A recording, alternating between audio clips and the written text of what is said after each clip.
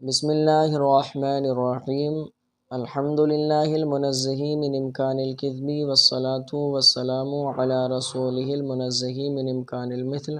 مصنف علیہ رحمہ یہاں سے ہر ایک فریق کو تصحیح سے کس طرح سے حصے دینے ہیں اور ہر فریق کے ہر فرد کو کس طرح سے حصے دینے ہیں اس کو بیان فرمائیں گے، اور اس کا جو ہے ہم نے پہلے ہی آپ کو بتا دیا ہے کس طرح سے تصحیح سے ہر فریق کو حصے دیے جائیں گے اور ہر فریق کے ہر فرد کو کس طرح سے حصے دینے ہیں۔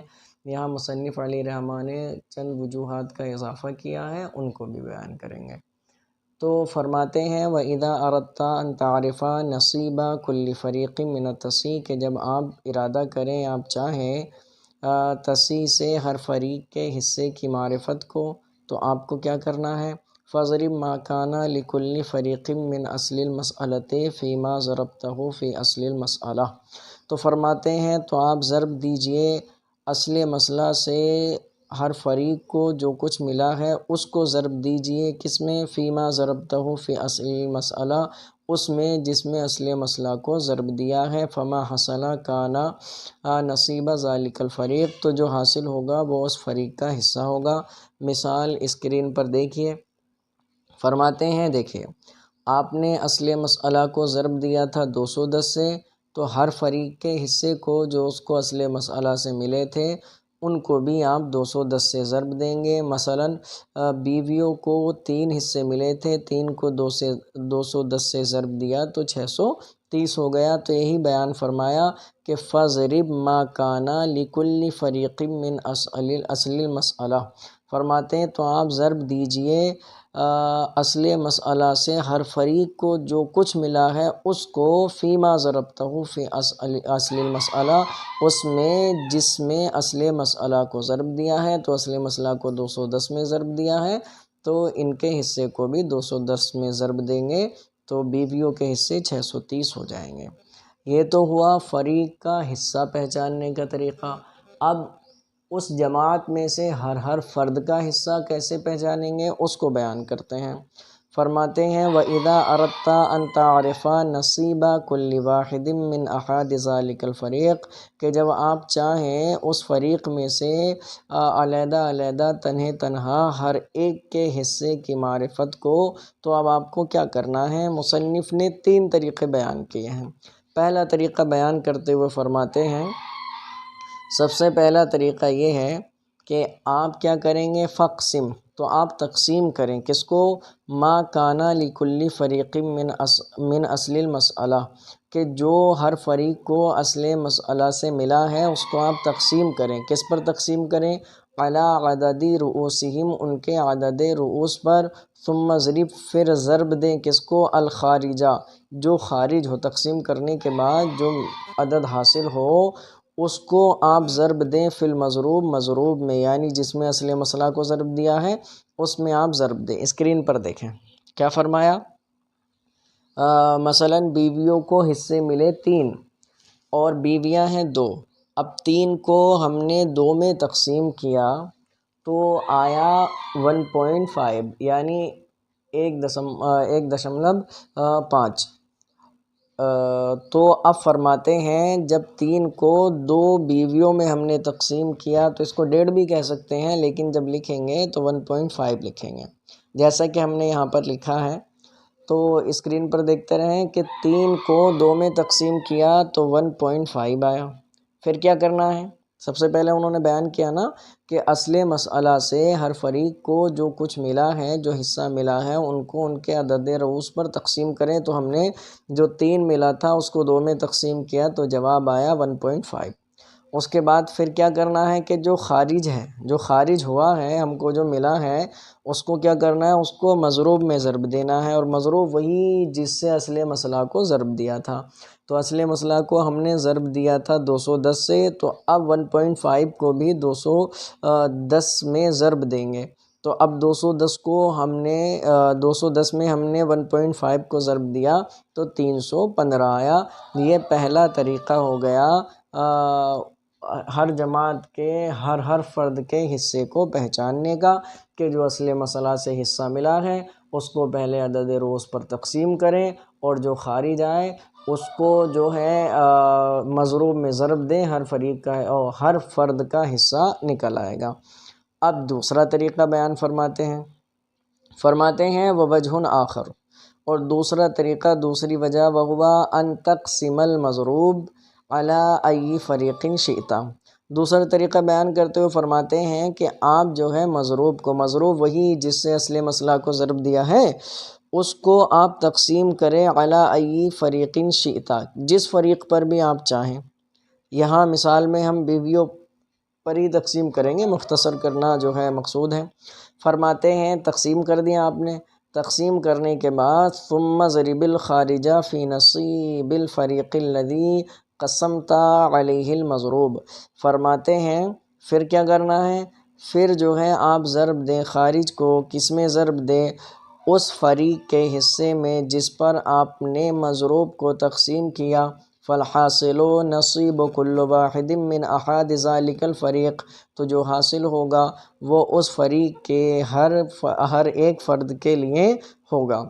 اب اس کی مثال دیکھیں، اسکرین پر دیکھیں، کیا فرمایا تھا کہ جو مضروب ہیں اس کو جس فریق پر چاہیں اس پر تقسیم کر دیں۔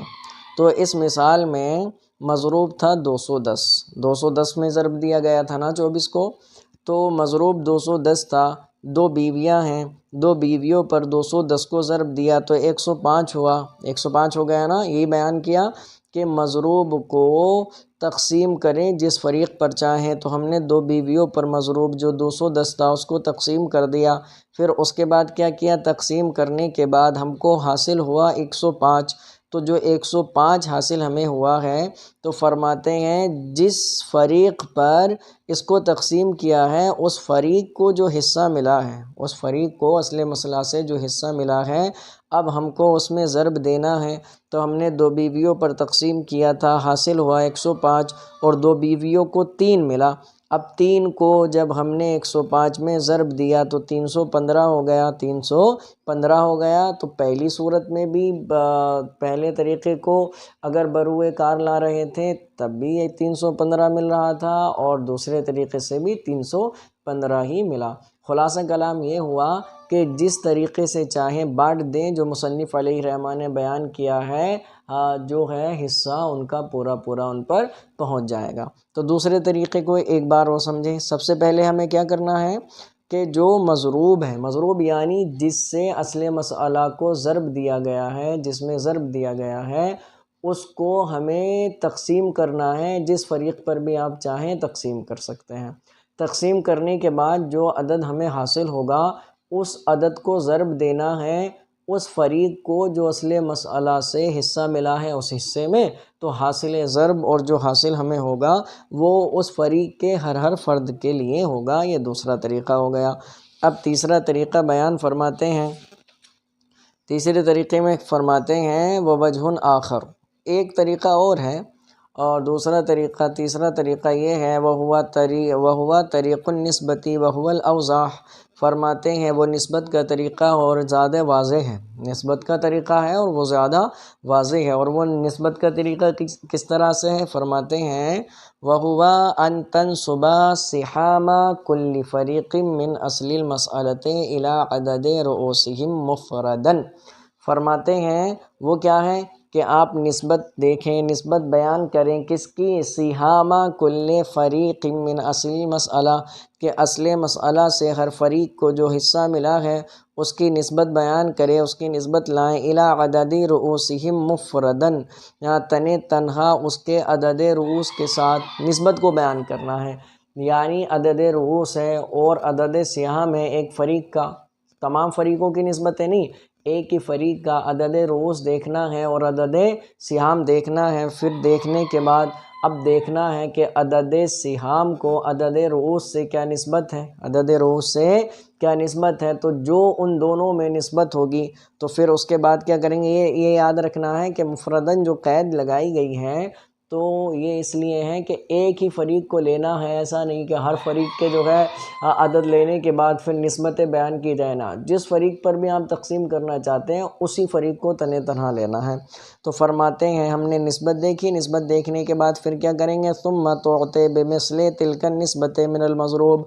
فرماتے ہیں عدد سہام کو عدد رؤوس سے جو نسبت ہے اسی نسبت کا مثل مضروب سے دے دیا جائے، مضروب سے اس کو دے دیا جائے، کس کو؟ لکل واحد من احاد ذالک الفریق، اس فریق کے افراد میں سے ہر ایک فرد کو دے دیا جائے، اس کا حصہ اس کو پورا مل جائے گا۔ مثال دیکھیں، اس مثال میں بیویاں ہیں 2، ان کو حصے ملے 3۔